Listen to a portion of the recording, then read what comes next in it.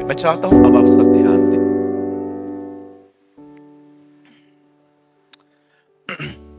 जिंदगी कितनी बदल सकती है, लाइफ कितना चेंज हो सकता है, सिर्फ एक काम किया जाए, सही बातों पे ध्यान दिया जाए। आपको पता है जीवन बहुत खूबसूरत बन सकता है अगर हम अपने लाइफ में एक डिसिप्लिन रखें। बोलिए डिसिप्लिन। बहुतों को सुबह उठने का डिसिप्लिन है, दुआ का डिसिप्लिन है, गार्डन में घूमने का डिसिप्लिन है, पर बहुत कम लोग हैं जो सोचने के डिसिप्लिन में चलते हैं कि मन में आने वाली हर बात को मैं अपने अंदर न रख के उसे निकाल दूं। मैंने रायपुर में जब मैं वहां पर था तब मैंने एक वचन पढ़ा जो मुझे बहुत ही अच्छा लगा और मुझे लगा कि मुझे ये कलीसिया के साथ शेयर करना चाहिए। आपने देखा जब इज़राइल के लोग मिस्र से लेके कनान जा रहे थे, तब बाइबल कलाम पाक कहता है, परमेश्वर का वचन कहता है कि एक ऐसी जगह पर आई जहां पर उन्हें पानी नहीं मिला, और पानी न मिलने के कारण जब उनका गला सूखने लगा तो वो इरिटेट हो गए, और इरिटेशन में आके उन्होंने मूसा को बहुत ही उल्टी सीधी बातें कही। और आप सब सदैव जानते हो, जो व्यक्ति परमेश्वर के साथ चले, अगर उसके खिलाफ कोई कुछ करेगा तो उनकी ओर से खुदा लड़ता है। You know very well. इसीलिए मैं हमेशा कहता हूं, जो लोग सच्चाई से परमेश्वर की सेवा करते हैं, अगर आपको लगता है ना कि वो आपसे कुछ गलत कर रहे हैं, आप उनसे जाके बात कर लो, लेकिन जगह जगह उनका नाम न खराब करो। मैं आपको सच कहता हूं, परमेश्वर आपसे व्यवहार करेगा। ये मैं नहीं कहता हूं, ये परमेश्वर का वचन कहता है। यू नो, इजरायली जो थे वो परमेश्वर के खिलाफ बहुत कम, उसके दास के खिलाफ बहुत कुछ करते थे।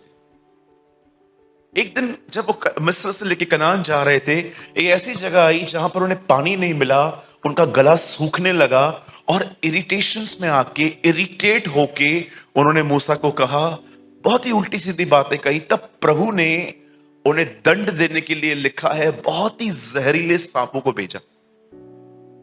और ऐसा लिखा है, एक ही दिन में 21,000 मर गए। और जानते हो मरने के बाद क्या हुआ? मूसा को तरस आया इन लोगों पे, ये कैसे लाशें गिर रही हैं। इतने सारे 21,000 समझते हैं आप? 21,000, it's not a small amount.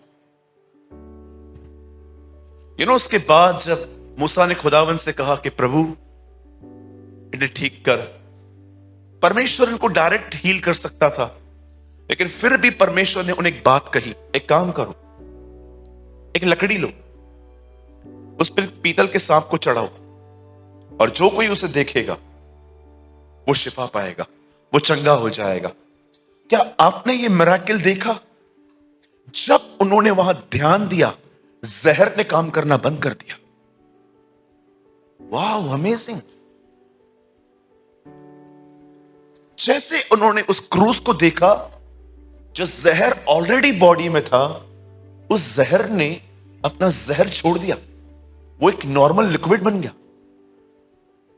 मैं जब ये पढ़ रहा था, मैं प्रभु से कह रहा था, प्रभु ये सारे इंसिडेंट्स, जैसे कि जॉन अपने गॉस्पेल में कहता है, बहुत सारी बातें हम लिखना चाहते थे पर खुदा ने हमें अलाउ नहीं किया।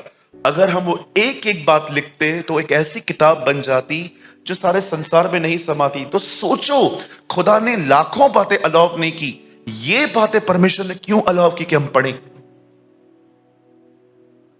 आपको परमेश्वर समझाना चाहता है, बहुत कुछ भीतर और बाहर बदल जाएगा। अपने ध्यान को ट्रेन करो इन दिनों में। आप किसके पास में बैठे हो ना, और वो यहां वहां की बात कर रहा है, कुछ मत कहो उसको, बोलने दो उसको जो बोलना है। आप अपने आप को ट्रेन करो कैसे माइंड डाइवर्ट किया जाता है, बोलता रहे। प्रॉब्लम क्या होता है, जब हम कान लगाते हैं ना, तब बातें हमारे अंदर घुसती हैं और सेम लाइफ हमारे अंदर भी आती है। ये कर रहा है, मैं क्यों ना करूं। मैं आज जब मैं आ रहा था, पता नहीं क्यों सब मुझे ही मिलते, एक से एक मिलते हैं हमेशा, कभी सोने ही नहीं देते मुझे प्लेन में। मैं आज आ रहा था, मेरे दोनों तरफ ऐसे लोग बैठे थे, उनकी बातें खत्म ही नहीं हो रही थी। एक पीछे बात कर रहा था, एक साइड पे बात कर रहा था। अब मुझे नींद ही नहीं आ रही थी। मेरा मन कर रहा था मैं इनको कहूं कि प्लीज ब्रदर थोड़ी देर शांत हो जाओ ना। एक तरफ मैम थी, एक तरफ अंकल थे। तब मुझे प्रभु ने कहा, तू मुझे देख, छोड़ इनको। थोड़ा हल्का हो गया। फिर और एक गीत गाना चालू किया। मयूर गाते हैं वो गीत गाना चालू किया। मैंने प्रभु को कहा, करता हूं मैं तेरी चिंता, तू क्यों चिंता करता है। मैंने कहा तू मेरी चिंता करता है ना, इनको सुला। आपको पता है, गीत गाते गाते गाते नींद आ गई। और जानते हो मुझे किसने जगाया? उन्होंने कहा भाई साहब उठिए। मैं सोच रहा था अगर हम अपना ध्यान बदलें, क्या कुछ नहीं हो सकता। प्रॉब्लम ये होती है, हम हमारे लाइफ में जो गलत होता है ना, हम उसमें घुस जाते और पूरे गंदे होके बाहर आते, है ना। ट्रेन करो अपने आप को, परीक्षण दो अपने आप को। मुझे हर जगह हर चीज के बारे में, नॉनसेंस बातों के बारे में सोच के अपना दिमाग नहीं खराब करना है। अंकल दिनकरन हमेशा कहते थे, we are living in unthankful world. हम एक ऐसी दुनिया में रहते हैं, आप किसी के लिए कितना भी करो, अंत में आपको यह सुनने को मिलेगा ही, आपने क्या किया। अंकल दिनकरन ने अपने लाइफ में अपना माइंड ट्रेन कर दिया था। कुछ कितना भी कर, कितना भी तू कर किसी के लिए, लेकिन प्रतिफल की आशा खुदा से रख, अदरवाइज आप हर्ट होंगे। मुझे ये वचन बहुत अच्छा लगा कि जहर लिक्विड बन गया। सिर्फ उन्होंने क्या किया, वहां देखा, लिखा है वो ठीक हो गए। मेरे भाइयों, मेरी बहनों, आपकी जिंदगी की सबसे बड़ी प्रॉब्लम यह नहीं है कि आपके आसपास बुरा हो रहा है, आपके घर में आपके साथ बुरा व्यवहार हो रहा है, आपके चर्च के अंदर आपके साथ बुरा हो रहा है। आपका सबसे बड़ा प्रॉब्लम यह है, आप ध्यान दे रहे। That is your problem. This is your issue. मैंने कभी कभी देखा है, जब नए लोग नौकरी पे जाते हैं ना, उनको स्टाफ से बहुत तकलीफ होती है। जैसे नई नई नौकरी पे जाएंगे ना, फिर प्रेयर के लिए आते हैं, ब्रदर प्रेयर कर दो ना। क्या हुआ ब्रदर? ब्रदर बहुत पॉलिटिक्स है। ब्रदर क्या पॉलिटिक्स है? ब्रदर सबको 8 बजे छोड़ते हैं, मेरे को 10 बजे तक बिठाते हैं। लंच के लिए भी बोलो तो ब्रदर पता नहीं क्या क्या करते हैं। आप सुनिए, आप अपने जॉब में कल जाइए फिर से, और जो आपसे पहले सीनियर्स है ना, आप जाके देखिए, उनके साथ भी सेम व्यवहार होता है, पर उनको फर्क क्यों नहीं पड़ता? क्योंकि वहां बैठ बैठ के उन्होंने अपने आप को समझा दिया है, ये तो नहीं सुधरने, अपने को ही सुधरना।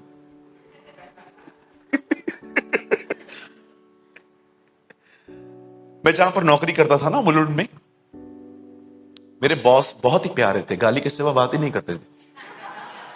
बहुत प्यारे थे। उनको परमेश्वर ने इस्तेमाल किया हमें क्रूज पे चढ़ाने के लिए, या उनकी ये सेवा थी। वो सुबह सुबह आते थे, जो वाइफ गालियां देती थी वो सेम गालियां वो हमें देते थे जाके। तो हम समझ गए थे कि एक्चुअली ये, और बूढ़े भी थे, आपको पता है। तो एक दिन उन्होंने मुझे बहुत गालियां दी, मैं बहुत रोया।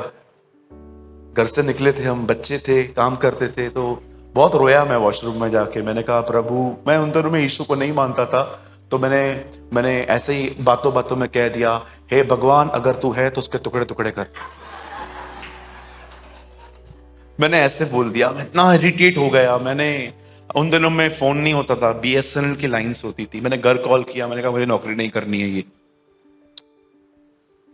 लेकिन अगले दिन भी मैं आया, गाली पड़ी। तीसरे दिन भी आया, गाली पड़ी। एक दिन तो बॉटल मेरे हाथ से टूट गई, बहुत गाली पड़ी। पर मैं देखता था मेरे अंकल का व्यवहार सबसे एक जैसा था। एक और अंकल थे, उनकी एज के थे, वो उनको भी गालियां देते थे। एक दिन मैंने उनको बोला, अंकल आप कुछ बोलते नहीं हो। वो मुझे हंस रहे थे देख के। बोलता है तू भी हो जाएगा ऐसे ही कुछ दिन रुक जा। आज मुझे मालूम पड़ता है actually they are mature people. वो जान गए कि हर एक को काउंसलिंग नहीं दी जाती है कि प्लीज मुझसे ऐसा मत करो। कहां कहां पर खुद को समझाना पड़ता है।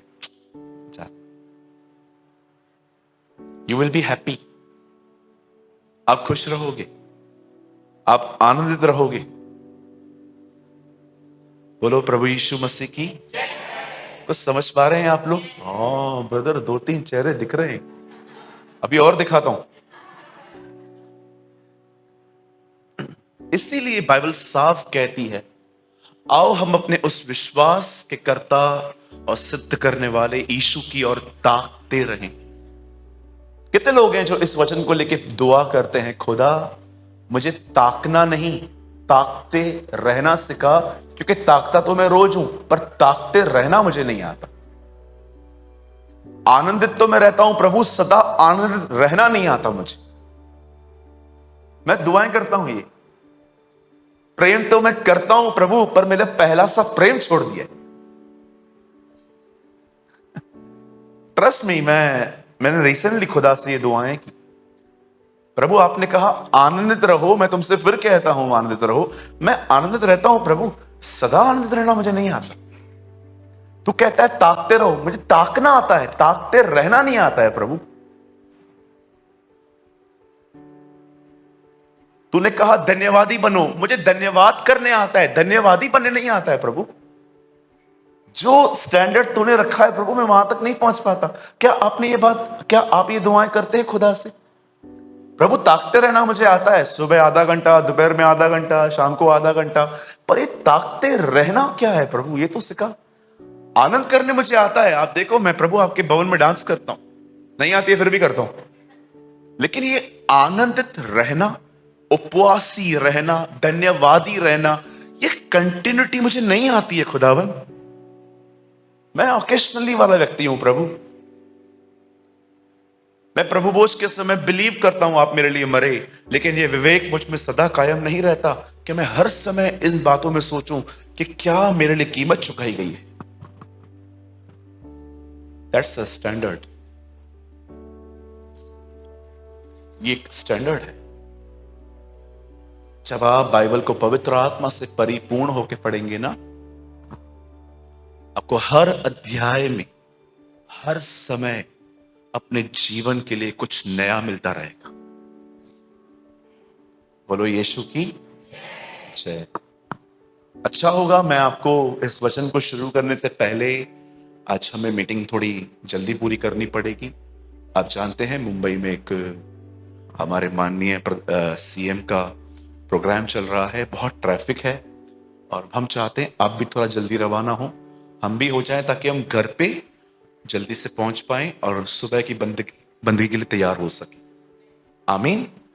तो आइए, मैं आपसे पूछना मैं चाहता हूं, आप अपने पास वाले से कहिए, उन्हें कहिए ताकते रहना सीखो।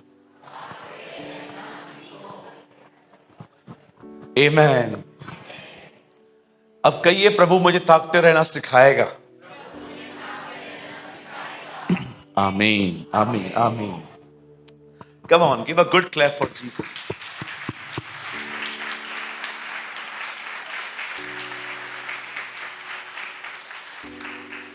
मेरे पिता की महिमा इससे होती है कि तुम फल लाओ और वो फल बना रहे, वो हमेशा रहे।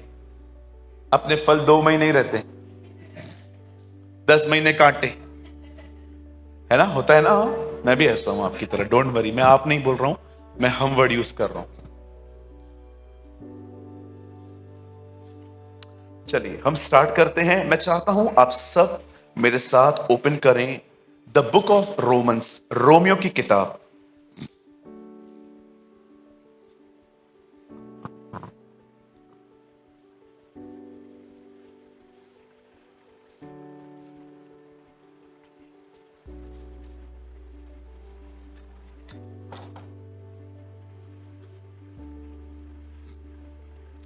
रोमियो की किताब और उसका 12 अध्याय, चैप्टर 12।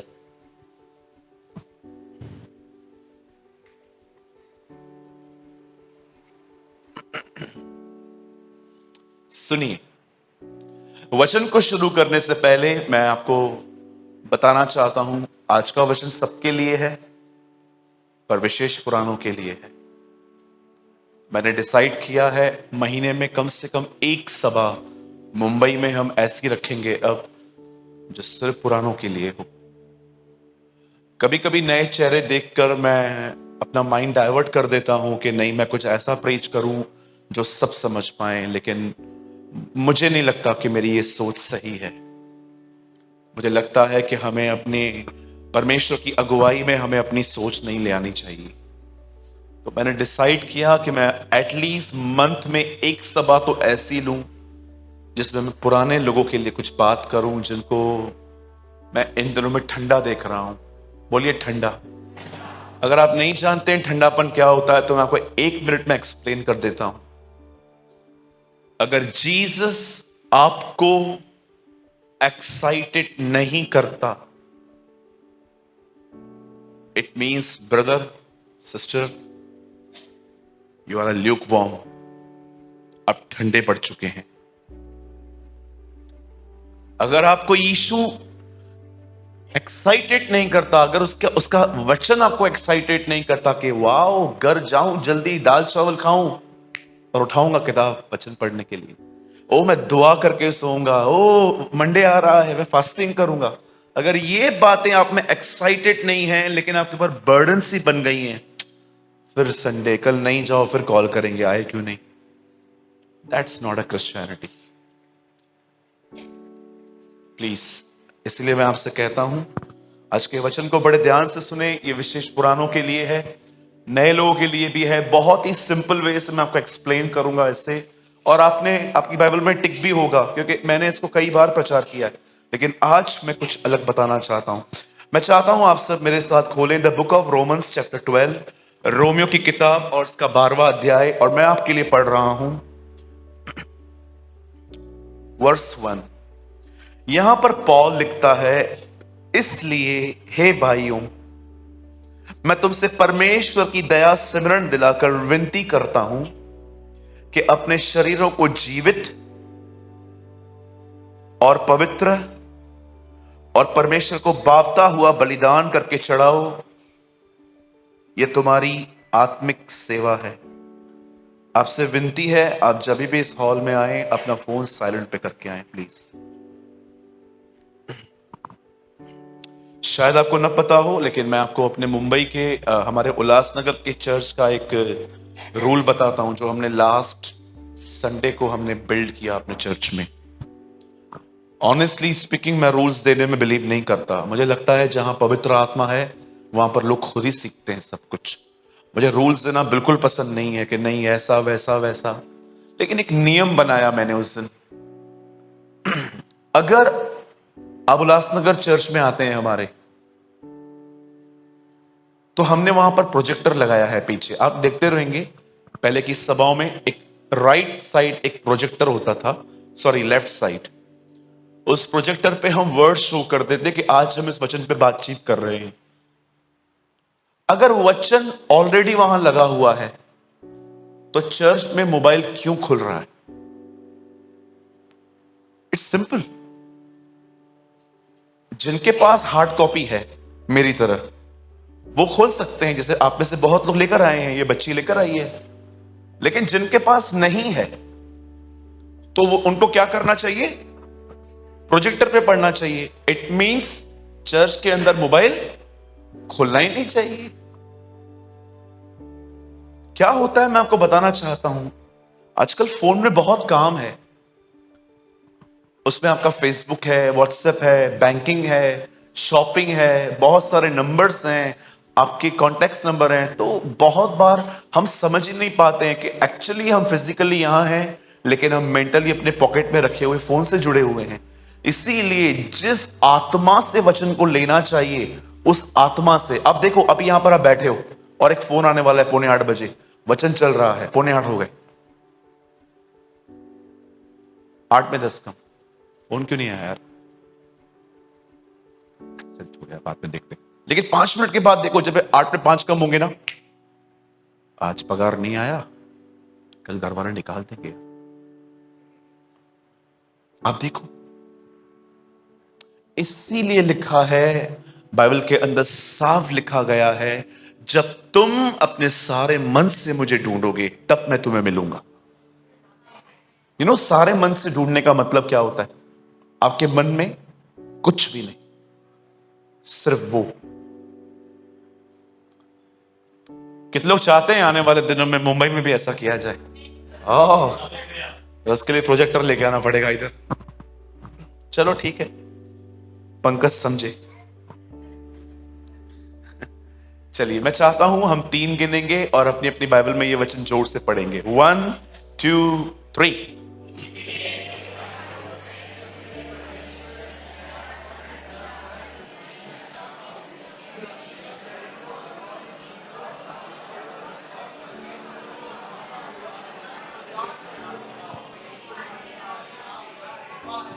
ओके, मैं चाहता हूं अब आप सब सामने देखें। सब यही है? सब यही है? बाजू वाले को बोलिए, भाई सामने खड़े। Thank you. ओके, बहुत डर लगता है मुझे कि कोई ख्यालों में न हो जाए। Okay okay. परमेश्वर का वचन कहता है, आज से बहुत साल पहले जब परमेश्वर का मंदिर बना, क्या आप इस बात को जानते हैं? उस मंदिर को बनाने का सारा मटेरियल दाऊद ने जमा किया, लेकिन उसे बनाया दाऊद ने, ये सुलेमान ने। और आप जानते हैं, सुलेमान ने जब उस मंदिर को बनाया तो सबसे पहले उस मंदिर में लाखों बलिदान हुए। आप सभी जानते होंगे, बिल्कुल उस मंदिर के पास में किद्रोन का नाला होता है। आप मैप पढ़ के देखो, किद्रोन का नाला वहीं पर है, वहीं से सारे पशुओं का खून बहता था। क्या आपने नोटिस किया? प्रभु यीशु मसीह ने मरने से एक रात पहले दुआ बिल्कुल किद्रोन के नाले के पास की थी। वो दिखाना चाहता था, आई एम द सैक्रिफाइस। ये मुझे पता नहीं था, ये हमारे मेंटरशिप की बच्ची ने हमें बताया उस दिन। द बाइबल सेज, जब परमेश्वर का मंदिर बना, आपको पता है जो मंदिर बना उसे बनने में कितना टाइम लगा? गलत है। The Bible says, yes uncle you are right. आप जानते हो, जब सुलेमान ने परमेश्वर का भवन बनाना चालू किया तो उसमें 7 साल लग गए। 7 ईयर कंस्ट्रक्शन चला, और उन्हीं दिनों में सुलेमान अपना घर भी बना रहा था, उसे बनाने में 13 साल लग गए। ऐसा क्यों? 7 और 13 ऐसा क्यों? ये बात दर्शाई गई है। सुलेमान ने हैकल से अच्छा अपना घर बनाया था है ना? एक बात पूछूं मैं आपसे, क्या आप ये कह सकते हो आपके घर से खूबसूरत खुदा का घर आप जो हैं वो हैं? आजकल के बहुतों के घर है ना, बहुत अच्छे बने हुए हैं। हर रूम में एसी है आजकल लोगों के, छोटी वाली, बड़ी वाली, विंडो एसी, 1.5 टन की एसी, 2 टन की एसी, मार्बल लगा हुआ है। आज तो बाप रे, उस दिन पंकज और मैं एक फ्लैट देखने गए थे, हम एक दूसरे को बोल रहे थे यहीं रह ले। इतना अच्छा उन्होंने बनाया था, लाखों रुपए इंटीरियर पे खर्च किए थे। मैं कभी कभी मैं वहां पर गया ना, मैं सोच रहा था, प्रभु कितना खूबसूरत घर है ये। क्या खुदा का घर जो हम हैं, भले ही आप जानते हो हम काले हैं, फिर भी हम स्वीकार किए गए। श्रेष्ठ गीत खोलिए, जल्दी जल्दी खोलिए। श्रेष्ठ गीत पढ़ा है आपने कभी? श्रेष्ठ गीत, सॉन्ग ऑफ सोलोमन्स पढ़िए पढ़िए, खोलिए जल्दी खोलिए। मैं आपको बताता हूं हम कैसे हैं। खोलिए 1 अध्याय और उसका ये जल्दी नहीं मिलता है किसी लोगों को। मैं आपको बताना चाहता हूं, ये सबोपदेशक के बाद लिखा गया है, इक्लियासिस के। सबने खोला? जिनको नहीं मिला है हाथ उठाइए, पास वाले की हेल्प करिए। जिनको नहीं मिला है बाजू वाले की हेल्प करिए जल्दी जल्दी। अगर आपके पास मेरी बाइबल है तो पेज नंबर 815।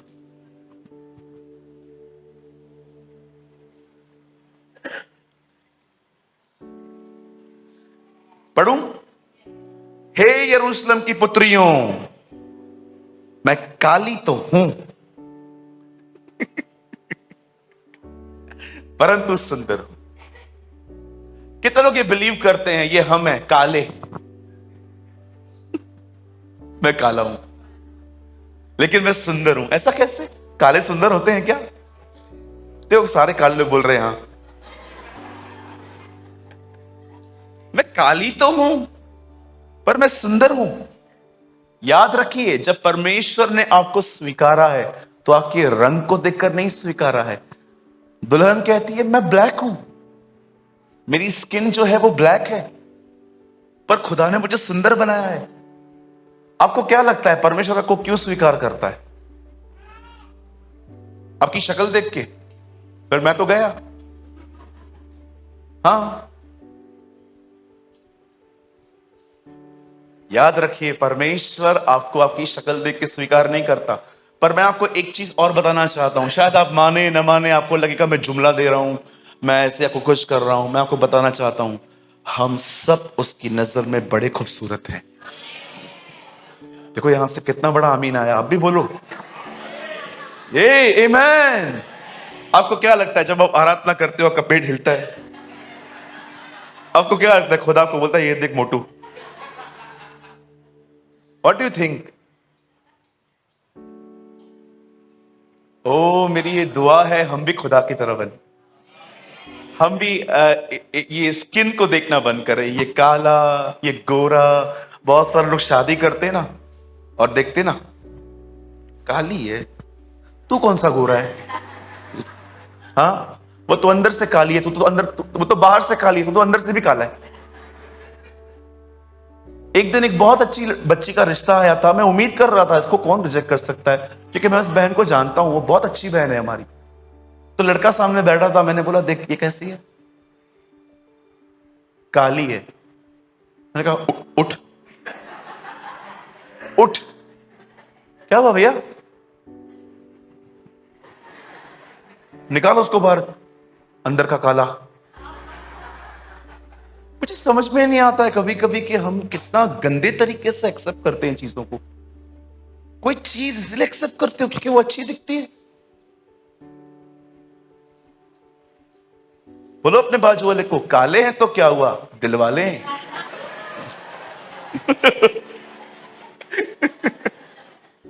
हाँ, हम कैसे भी हैं, हमारे लिए सबसे बड़ी खुशी की बात यह है हमारे प्रभु ने हमें स्वीकारा है। आमीन। आइए यीशु की चॉइस के लिए धन्यवाद दें।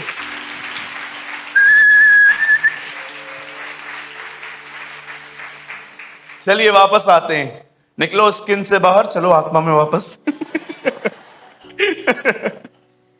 नहीं, मुझे ये बात करेक्ट करनी थी, क्योंकि आजकल भी मैंने देखा है लोग है ना अपना स्टैंडर्ड देख के आजकल दोस्तियां करते हैं। मैंने एक प्रचारक को कहा भैया आप आएंगे हमारे यहाँ पर प्रीच करने? कितने लोग आते हैं भैया? मैंने कहा यार भैया ज्यादा लोग नहीं है, हमारे चर्च में 250-300 लोग ही हैं, हम छोटा चर्च चलाते हैं, आप बड़े दास हैं, आप आएंगे? 1000 इकट्ठे हो जाएंगे ना तो आप मेरे को बुलाइए। उन्होंने 3-4 दिन के बाद मुझे पहचान लिया, उनको पता चला कि इनका कॉल आया था। फिर वो मुझे बोलते हैं अरे भैया कैसे हो? मैंने कहा हाँ 1000 वाले। बोला अरे ब्रदर वो मैं आपको पहचान नहीं पाया, आपका नंबर सेव नहीं था।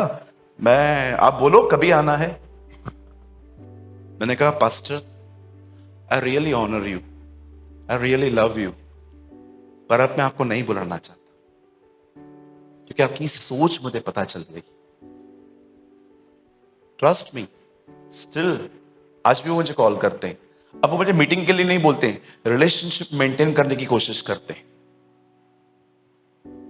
अब सोचो हमारी सोच कितनी करप्ट हो चुकी है। हम इसीलिए लोगों से दोस्ती करें क्योंकि वो बड़ी गैलरी में काम करते हैं, वो आपको वहां लगा देंगे, वो मॉल में काम करते हैं, वो रेलवे में करते हैं, वो ये करते हैं, वो करते हैं, वो एक बड़े खानदान से ताल्लुक करते हैं। छी, शेम ऑन अस। मुझे लगता है हमें हर एक से इसलिए प्यार करना चाहिए क्योंकि हर व्यक्ति परमेश्वर के स्वरूप और समानता में है। आमीन। कभी भी ये दोस्तियां है ना, इवन चर्च में तो कभी भी मत करना। स्टैंडर्ड। मैं आपसे पूछना चाहता हूं, जो पढ़े लिखे लोग हैं, क्या आप उनसे मिलते हैं चर्च में जो अनपढ़ हैं, जो वेल कल्चर्ड नहीं है? आप चम्मच से खाना खाते हो, वो आज भी। Then what? क्या हुआ फिर?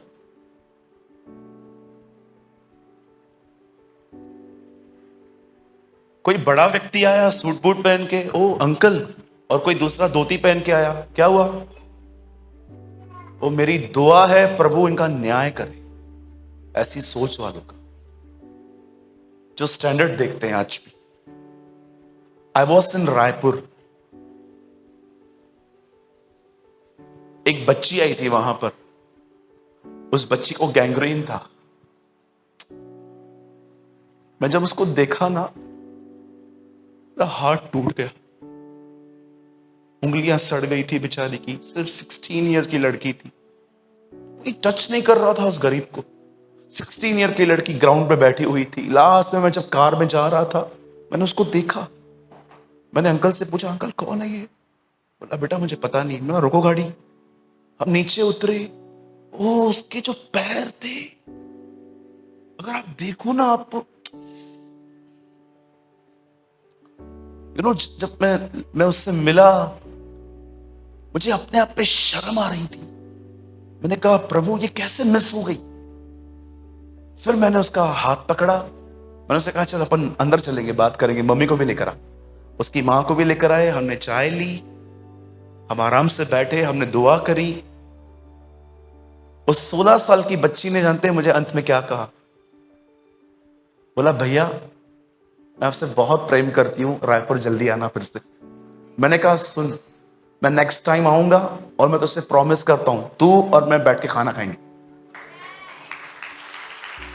वेट, मैं कुछ तालियां नहीं चाहता हूं, आप बिलीव करो। ये मत देखना, ये मत सोचो कि मैं आपको अपना बताना चाहता हूं कोई बड़ाई। नो, मुझे लगता है हम क्यों पक्षपात करते हैं?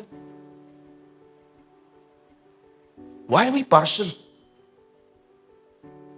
आप में से भी कुछ लोग होंगे, मैं लिख के दे सकता हूं, बहुत आउटवर्ड अपीयरेंस वाले देखने वाले लोग यहां पर हैं। बाहर से कैसे हैं वो लोग? बाहर से कैसे दिखते? मदर टेरेसा वापस जा रही थी, जब उसने हावड़ा स्टेशन पे एक व्यक्ति को विदाउट कपड़ों के देखा, उसे डिसाइड किया वो भारत कभी नहीं छोड़ेगी। वो कह रही थी अगर यहां पर ये कंडीशन है तो मैं अब्रॉड जाके क्या कर रही हूं? क्यों हम फर्क करते हैं? मुझे बात समझ में नहीं आती है। ये क्या फायदा है उन लोगों से आपका?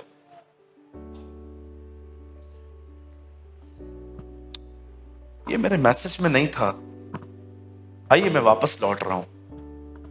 द बाइबल सेज, परमेश्वर का कलाम कहता है, एक टाइम ऐसा आया जब परमेश्वर ने 7 साल के बाद, जब सुलेमान का मंदिर बन गया, कलाम पाक कहता है सीधा याजक अंदर गए और वहां पर बलिदान हुआ। और बलिदान के बाद जानते हो वचन क्या कहता है? यहोवा का तेज, the glory of the Lord, परमेश्वर की महिमा उस मंदिर में आई। और जानते हो महिमा आने के बाद एक्शन क्या, इसका रिएक्शन क्या हुआ? कलाम पाक कहता है कोई व्यक्ति वहां पर खड़ा नहीं रह पाया, लिखा है सब जमीन पे ढेर हो गए, सब गिर गए, क्योंकि परमेश्वर अपनी कुवत के साथ उतरा।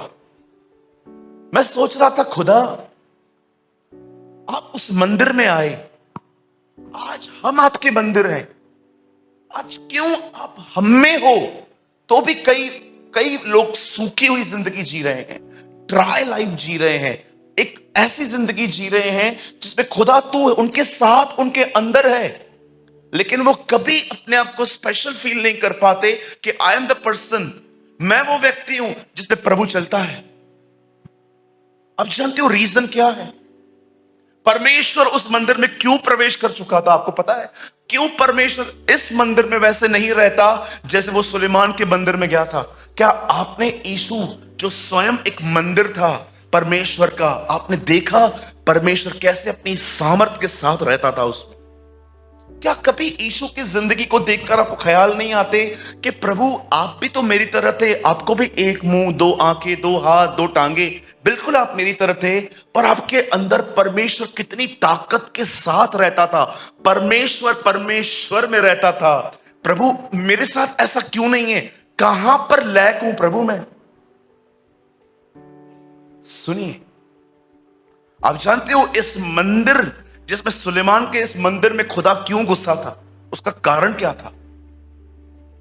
बहुत साल पहले जब खुदावन ने इब्राहिम से अपने पुत्र को कहा उठा और मार, तब परमेश्वर ने उसे वो जगह बताई थी जहां उसे मारना है। उस जगह का इंग्लिश में नाम है मोराया।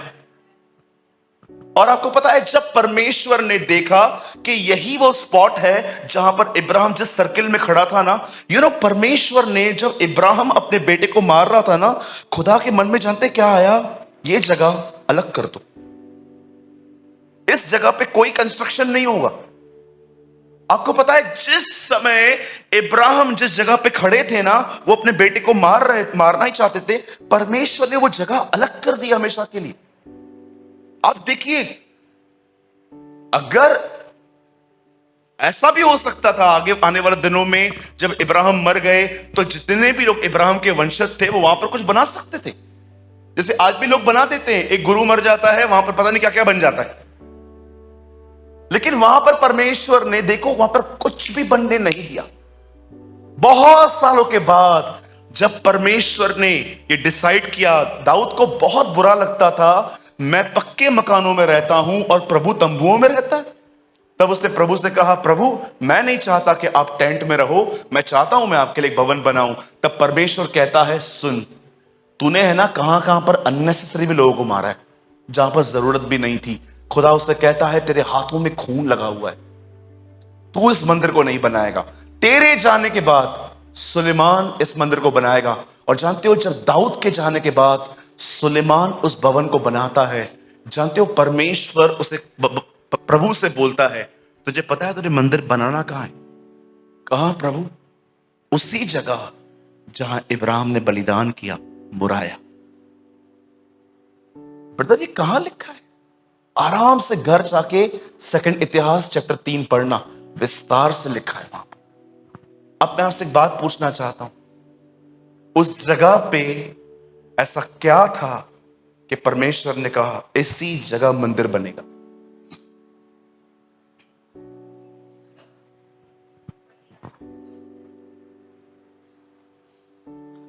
आप जानते हो क्यों? वो एक ऐसी जगह थी जहां पर एक व्यक्ति ने अपनी इच्छा को मार के परमेश्वर की इच्छा पूरी की थी। This is the thing.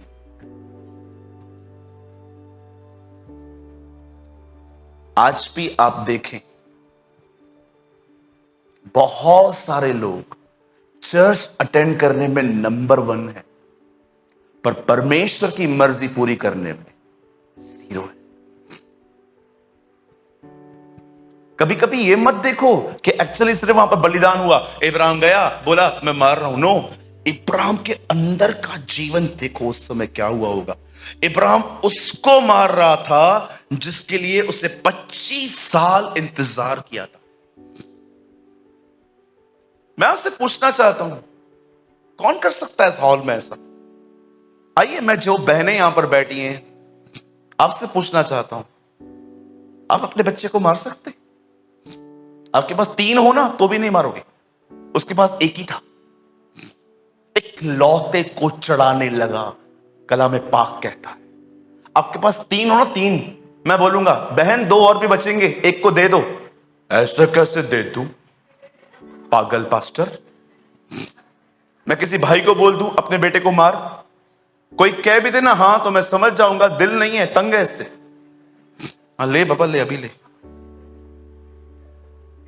अगर मैं आप बहनों को कहूं कि बहन आपके पास कितने बच्चे हैं? भैया 2 ही हैं, एक खुदा को दोगे, एक रहेगा उसके बाद भी। आप सोच सकते हो इब्राहिम का एक ही बेटा था, वन एंड अ बिगॉटन सन। कभी सोच सकते हो आप अपने बच्चे को ब्लेड मार के दिखाओ, करके दिखाओ। मेरी मां बचपन में मुझे बुखार था, दुआ करती थी, जिसको मानते थे पहले, कहती थी इसका बुखार मुझे दे दे, मेरे बच्चे को सफर ना हो। मुझे आज भी याद है, मैं 13 साल का था, मुझे टीथ में पेन था, मैं सारी रात नहीं सोया था, मेरी टीथ इतनी मोटी हो गई थी, मैंने नमक डाला था, टूथब्रश किया था, पता नहीं क्या क्या, पेपरमिंट डाल दिया, पता नहीं क्या क्या किया, मेरा दर्द नहीं जा रहा था। 3 बजे कोई डॉक्टर नहीं मिल रहा था। मेरी माँ सुबह 7 बजे तक मेरे पास में बैठी हुई थी और 7 बजे वो रो पड़ी और उसने कहा ये दर्द काश मैं ले लूं।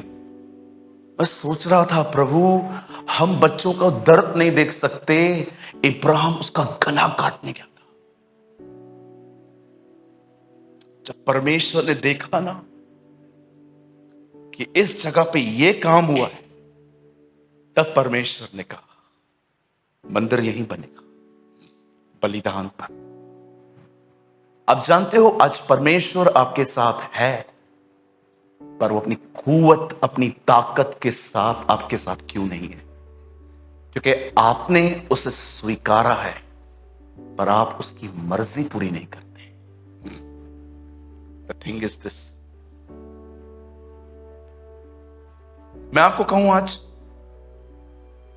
कि परमेश्वर आपसे कहता है जब फोन में काम हो सिर्फ तब ही उठा, बार बार नहीं। आप देखो, एक दिन करके देखो, आपका दिमाग बोलेगा उठा, अरे उठा दे, कॉल आया होगा, नहीं नहीं आया, उठा। बॉयफ्रेंड रखने वाले, गर्लफ्रेंड रखने वाले तो कर ही नहीं सकते, आपका तो बात ही नहीं है, आप थोड़ा साइड हो जाओ। हम उनसे बात कर रहे हैं जो सच में सिंसियर हैं। आप देखो, आपका फोन सामने पड़ा हो, उठा उठा। आपको है ना, आपको पता चलेगा आप कितने ऑक्यूपाइड हो अंदर से। आपको क्या लगता है परमेश्वर ने पैसा दुनिया में क्यों रखा है? कई लोग कहते हैं प्रभु को पैसा नहीं दोगे तो प्रभु कुछ नहीं कर पाएगा, प्रभु को आपको पैसों की जरूरत है। सुनिए, 1 रुपया भी स्वर्ग नहीं जाता है, सब चर्च में यूज होते हैं। याद है ना ये बात? 1 रुपया भी स्वर्ग। ऐसा हुआ है क्या कभी कि परमेश्वर आपको दर्शन दे, तूने 1000 दिया था, ये देख मेरे पास पहुंचा है, किधर नहीं चला था इसलिए मेरे को दिया है तूने? होता है ना, आप देखो कभी कभी चर्च में वो नोट चलते हैं जो कहां नहीं चलते। बहुत लोग है ना मस्त, वो जो मैं रिसेंटली ऑफरिंग में मुझे चेयरमैन बता रहे थे, सॉरी हमारे ट्रेजरर बता रहे थे, 500 के पुराने नोट निकले। नोटबंदी के टाइम पे बंद हो गए थे ना। हर एक को पता है चर्च में सब चलते हैं, फटे पुराने, पोस्टमार्टम किए हुए। देखे होंगे ना, कुछ नोट पोस्टमार्टम किए होते हैं, ऐसे कटे हुए, सेलो टेप लगे हुए। मैंने उस दिन देखा हमारे राष्ट्रपिता को भी, मतलब उन्होंने नहीं छोड़ा, गांधी जी को, उनके जो दांत है ना, ये उन्होंने नीले किए थे। मैंने कहा शर्म नहीं आती है? मालूम है कितने महान व्यक्ति हैं वो। रिसेंटली मतलब एक जगह पे ऐसा भी देखा मैंने, मतलब मुझे को वो मिले ना, मैं मारूं पकड़ के उसको। कुछ नहीं करते। जानते हो परमेश्वर ने पैसा क्यों रखा है? ताकि वो आपको बता सके तुझे मुझसे ज्यादा सुविधाओं से कितना प्यार है। Money is the just a piece of paper. पैसा कुछ नहीं है, पैसे से सुविधा मिलती है। आप सुविधाओं से प्यार करते। मैं आज जब ये कलाम पाक पढ़ रहा था जिसमें लिखा था अपने आप को जीवित जीवित रखो, बोलो जीवित। चलिए, कितनों को ये बात है, ये बात याद है जब शैतान ने यीशु से कहा पत्थर को रोटी बना, तो यीशु ने क्या कहा? जितनों को पता है जोर से बोलो। लिखा है कि मनुष्य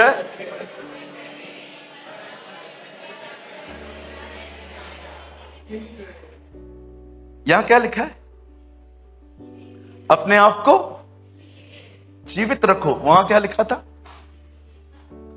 मनुष्य परमेश्वर को सुनने के कारण द फर्स्ट थिंग इज, तुम्हें जीवित रहना है, खुदा को सुनना सीखो। और उसके बाद लिखा है पवित्र। इट मीन्स जो सुनते हो उसे ओबे करो। और प्रभु अगर मैं ये दोनों काम करूं तो तू भावता हुआ बलिदान है। आमेन, प्रेज द लॉर्ड। अब मैं आपको एक बलिदान मांगने वाला हूं, ठीक है? अब प्रचार शुरू होगा। ओके, अब मैं आपसे एक बलिदान चाहता हूं।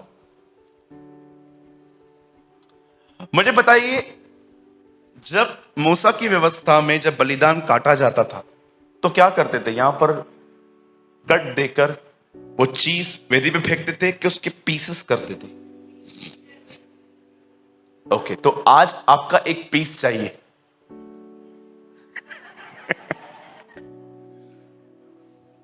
करेंगे? पक्का? ओके, तो आज एक चीज वेदी पे आप भी चढ़ा दो। पता नहीं क्या मांगेगा। आप चाहते हो? परमेश्वर, ओके, परमेश्वर चाहता है कि आज हम भी अपने, देखो एक साथ तो होगा नहीं, बलिदान भी नहीं होता था ऐसे ऐसे टुकड़े टुकड़े होते थे। पहले गर्दन, फिर चेस्ट, फिर स्टमक, फिर आगे का, फिर थाई, फिर टांगे। खून बह जाता था। चर्बी जो होती थी खुदा को दिया चर्बी कहां जाती थी? हम लोग बोलते हैं चर्बी चढ़ गई है क्या, है ना? एक्चुअली चर्बी चढ़ाई जाती थी उन दोनों में, चर्बी। लेकिन मुझे लगता है कि आज हमें भी अपने आप को कुछ चढ़ाने की जरूरत है, ठीक है? क्योंकि हम ऐसी मसीहत में जीते हैं जहां पर हमको एक ही बात मिलती है, मांगो मांगो मांगो। मांग मेरी बहन, मांग मांग। कुर्ला स्टेशन से 4 मिनट की दूरी पर बंगाली बाबा वशीकरण, ट्रेन में लगे रहते थे हम लोग, खड़े थे। मैंने एक ऐड पढ़ी थी, सौतन को वश में करना। बचपन से बच्चा नहीं हुआ है,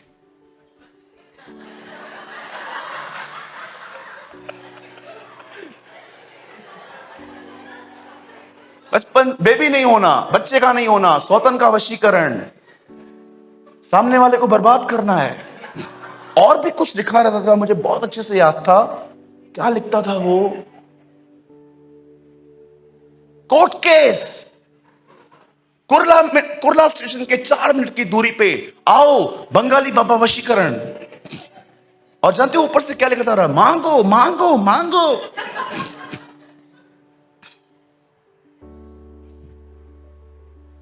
हम मात्र यहां मांगने ना आए। यस, मांगना एक हिस्सा है, पर मांगना ही सब कुछ नहीं है ना। मेरे कलीसिया में एक 8 साल की बच्ची है, 1 नंबर ब्रांच में, उल्लासनगर में। मैंने उस दिन एक बार उससे पूछा, बेबी तो बाइबल पढ़ती है? रोज पढ़ती हूं। कुछ बता, मम्मी ने क्या बताया बेटा? बहुत कुछ बताया मम्मी ने। एक तो बता, मांगो तुम्हें दिया जाएगा। मां ने कहा था, ये वर्ड मेरे जहन में होना चाहिए। Listen, I love this thing. आप जानते हो नया नियम शुरू कैसे होता है? एक सवाल पूछ सकता हूं मैं आपसे? आज मेरी आवाज थोड़ी बैठी हुई है, हाँ? लेकिन समझ में आ रही होगी। आप जानते हो ज्योतिषी जब अपने घर से निकले तो उन्हें इज़राइल तक पहुंचने में कितना समय लगा? 2 साल। कभी आपने 2 साल कंटिन्यू कभी जर्नी की है? जीवित ही नहीं लौटोगे, हम तो रास्ते पे ही खत्म हो जाएंगे। मैं 6-7 घंटे ट्रैवल करता हूं, मेरी हालत खराब हो जाती है। मैंने आज तक अपने लाइफ में सबसे ज्यादा ट्रैवलिंग पौने 2 दिन की है बस, कि मैं एक जगह पे गया और मैं पौने 2 दिन के बाद वहां पर मैं पहुंचा था। बहुत लंबी जर्नी थी। और जैसे मैंने वो वहां पर मैं पहुंचा, मैं वापस आया, मैंने प्रभु से कहा, प्रभु मैं आपसे वादा करता हूं मैं यहां फिर कभी नहीं जाऊंगा। इतना दूर आप मुझे ले गए हैं। अब दोस्तों 2 साल की जर्नी, और जब वो बिल्कुल वहां पर पहुंचे तो कितने लोगों ने ये देखा, बाइबल में ये लिखा गया है कि ज्योतिषियों ने जीसस बेबी के सामने ऐसे बैठकर कहा, हम पूर्व से आए हैं, 2 साल लग गए हम वो यहां पर आते आते, अब हम दुआ करते हैं, हमने बैंक में एफडी रखवाई है।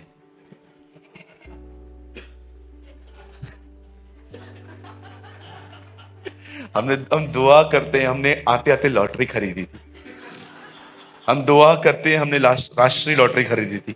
ओ हम दुआ करते हैं, हमारे घर का खाली एक माला है, ऊपर का परमिशन नहीं है, जगह सनत की नहीं है ना, तो कुछ करवा दे। आपको पता है उन्होंने क्या किया?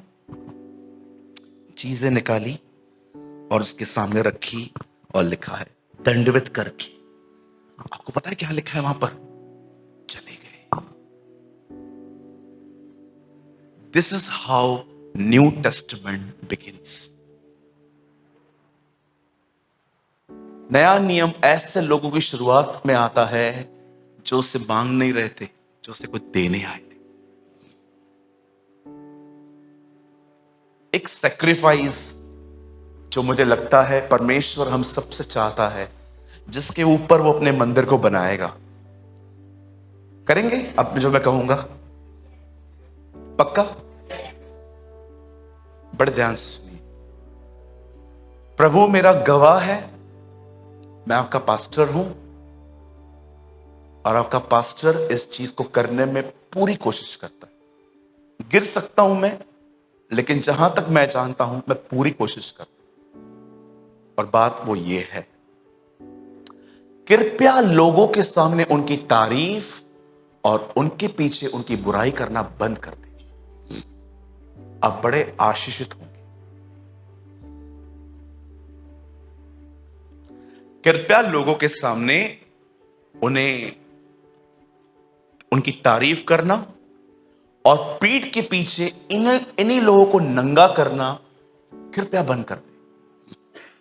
अब जानते हो यीशु ने अपने दिनों में फरीसियों को हे सांप के बच्चों क्यों कहा? डिस्कवरी चैनल रात को देखिए या अपने यूट्यूब पे जाके देखिए, वहां पर बताएंगे आपको सांप को 2 जुबानें एक जुबान में होती। एक्चुअली जुबान एक ही है, लेकिन आप देखो ऐसे होती है। आप समझे प्रभु ने उन्हें क्यों ऐसा कहा? ओ जनरेशन ऑफ वाइपर्स। वाइपर्स, आपको पता है वाइपर्स कुत्ते क्या? इतने ज्यादा जहरीले होते हैं वो कि अगर वो आपको डस लेना, आप सेकंड्स में मर सकते हो। यीशु उनको ये कह रहा था, तुम जहर से भरे हुए हो।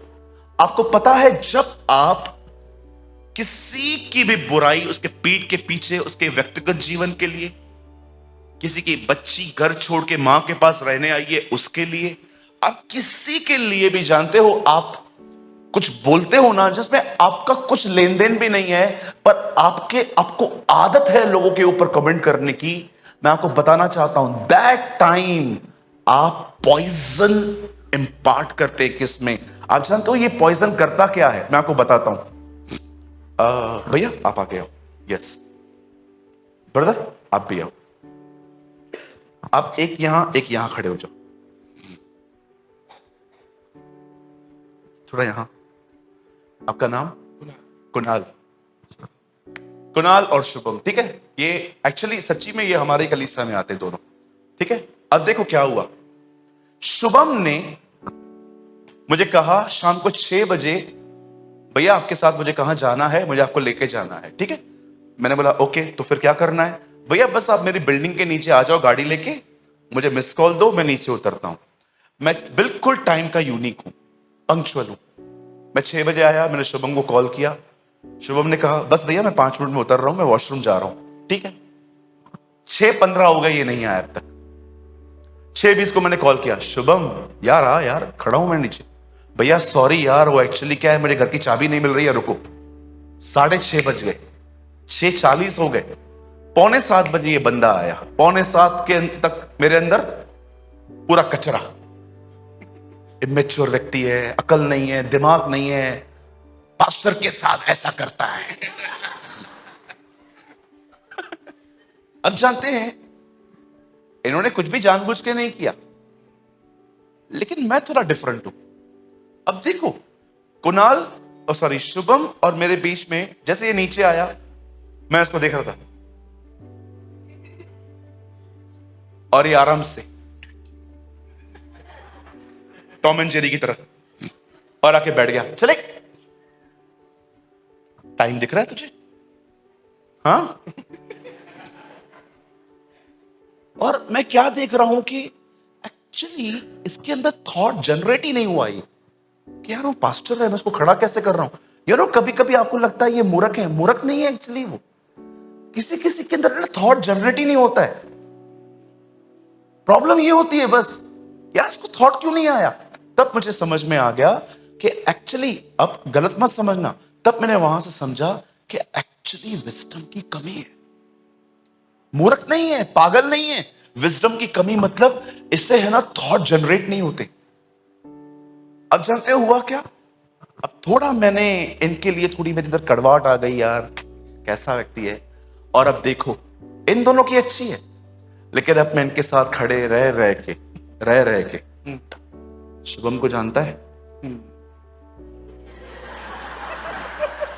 क्या जानता है, मैंने कुछ बताया ही नहीं। शुभम को जानता है नहीं, मैं बताता हूं अब। भैया मालूम मैं क्या किया उसने मैं 6:45 गया, सॉरी 6 बजे गया। मेरे को 6:45 इतना छप गया है अंदर कि 6 की जगह पे मुझे 6:45 ही दिखता है अभी। मैं 6 बजे गया हूँ, 6 बजे मैंने उसको कॉल किया, बोला मैं आ रहा हूँ। 6:30 बजे आया, मैं कॉल आ रहा है, 6:45 भी आया है, सॉरी तक नहीं बोला है। अरे भाई,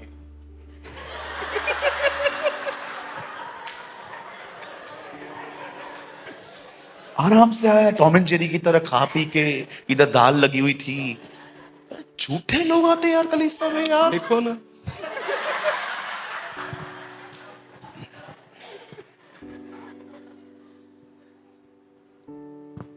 संभल के रहे इस बंदे से, ठीक है? इससे कहते हैं जहर डाल। लेकिन अब देखो मैं इससे, अरे शुभम कैसा है, एक नंबर का घटिया लगती है। भैया दोनों बैठ जाओ।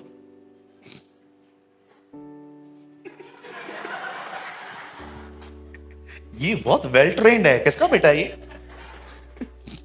मुझे बताइए। छोटी सी बात को लेके कड़वाहट रखते हो और सब में बांट करते हो।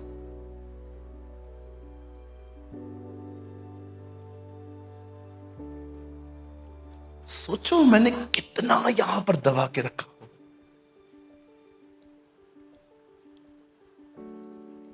मेरे भाइयों मेरी बहनों, खुदा कभी आपके साथ आपके घर में उस कुवत और उस कुदरत के साथ नहीं आ पाएगा जिस तरह वो आना चाहता है, अगर आपने इसका बलिदान करना नहीं सीखा तो। सिंगल टंग रखो, सामने बोलने की हिम्मत रखो, with gentleness, with respect, with love. अब पूछो मेरी कुछ कलीसियाओं के बच्चियों से, कभी कभी मैं पब्लिकली इनको चिल्लाता हूं, बट विथ रिस्पेक्ट। क्या हो रहा है ये सब, उधर क्यों खड़ी है बेटा तू, इधर आके खड़ी हो। एक दिन एक चर्च की बहन, आगे बहनें प्रेयर के लिए खड़ी थी, कोई पीछे खड़ी थी। मैं उनके सामने ऐसा नहीं गया, मैंने उनको मारा पीटा, मैंने उनको चिल्लाया। मैंने उनको एक ही बात की, बेटा तू उधर क्या कर रहा है, जल्दी आ गया, दुआ करवानी है।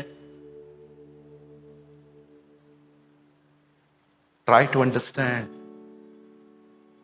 ये जो दो दो, इवन मैं आपको बुरा ना मानो, किसी किसी के पास तो 4-4 जुबान है, 4-4 समझते हैं। कितने खतरनाक लोग हैं ये। आपको पता है चर्च क्यों टूटती है, मंडलियां क्यों ब्रेक होती हैं? आप जानते हो उस बात को? इब्रानियों में लिखा है चर्च कैसे ब्रेक होती है।